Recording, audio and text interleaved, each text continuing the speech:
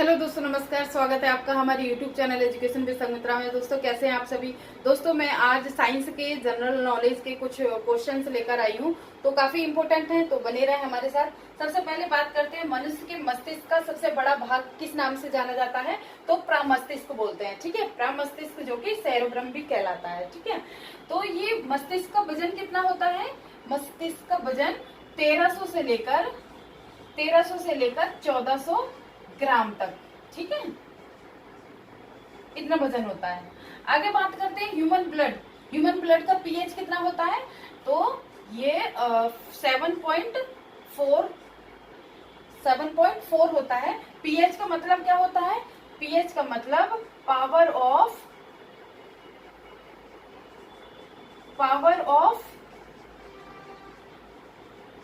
Hydrogen.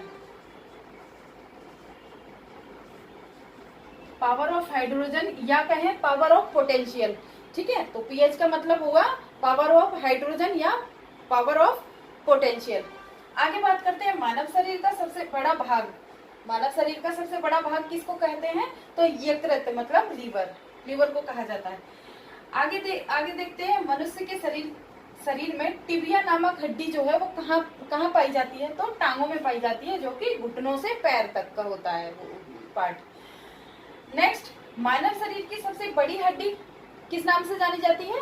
Femur हड्डी। Femur हड्डी कहाँ होती है। जांघों में, यानी जो मोटी जो टांग होती है उसके बीच में।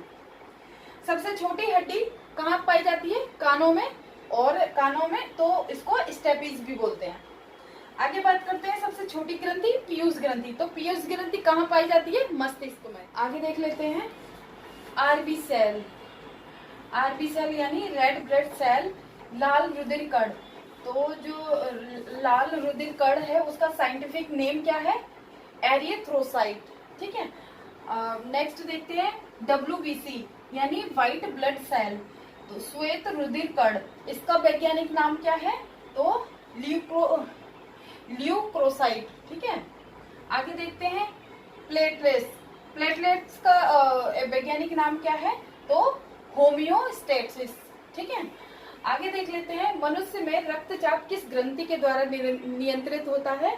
तो एंटीनल ग्रंथि के द्वारा। आगे देखते हैं बुढ़ापे में कौन सी ग्रंथि लुप्त हो जाती है। तो वो कौन सी ग्रंथि है जो लुप्त हो जाती है। वो थाइमस ग्रंथि है। ठीक है, थाइमस ग्रंथि के ही कारण बुढ़ापा मनुष्य को आता है। आगे देखते हैं मनुष्य के रक्त में कौन सा धातु होता है। तो लोहा, यानी लोहा, और इसको Fe भी बोलते हैं। आगे देख लेते हैं मानव शरीर की सबसे बड़ी कोशिका क्या कहलाती है। तो तंत्रिका कोशिका, जिसे न्यूरॉन भी कहते हैं। आगे बात करते हैं मानव शरीर का रक्त बैंक किसको कहा जाता है। तो प्लीहा को कहा जाता है, यानी स्प्लीन, जिसको तिल्ली भी कहते हैं हिंदी में। आरबी सेल यानी रेड ब्लड सेल का जो जीवन काल है वो कितना है। 120 डेज। ठीक है, 120 डेज तक वो उपयोग किया जा सकता है। आगे देख लेते हैं एक सामान्य मनुष्य का जो सामान्य तापक्रम होता है, यानी टेम्परेचर जो होता है वो कितना होता है। तो 98.6 F में।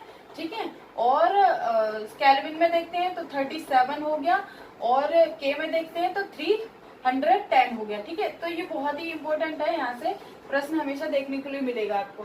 और दोस्तों, हमारा चैनल कैसा लग रहा है आपको कमेंट करके जरूर बताएं, और चैनल को लाइक करें, शेयर करें, सब्सक्राइब करें। दोस्तों, आगे देखते हैं मनुष्य के शरीर में सबसे छोटी ग्रंथि जो है वो कौन सी ग्रंथि है। तो पिट्यूटरी ग्रंथि। ठीक है, इसी को हम मास्टर ग्रंथि भी बोलते हैं। ऑब्लिक करके मैं लिख दे रही हूँ मास्टर ग्रंथि। ठीक है, मास्टर ग्रंथि है ना। और जो है मास्टर ग्रंथि जो कि कहाँ पाई जाती है। ये पीयूष ग्रंथि भी बोलते हैं, इसको क्या बोलते हैं। पीयूष ग्रंथि भी कहते हैं इसे, पीयूष ग्रंथि। ठीक है, तो ये कहाँ पाई जाती है। माइंड में पाई जाती है, मस्तिष्क में पाई जाती है। ठीक है, आगे बात करते हैं मानव शरीर में जल की मात्रा कितनी होती है। तो 80%। कितनी होती है। 80% होती है। ठीक है, अब हम जो वाटर का जो सूत्र है वो कितना है।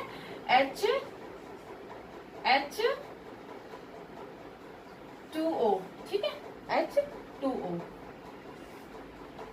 आगे बात करते हैं, मानव शरीर में पाचन मुख्यतः कहाँ होता है? छोटी आंत में होता है। कहाँ होता है? छोटी आंत में। तो छोटी आंत की लंबाई कितनी होती है? 6 मीटर। कितनी होती है? 6 मीटर। ठीक है, 6 मीटर होती है। मैं लिखती हूँ 6 मीटर।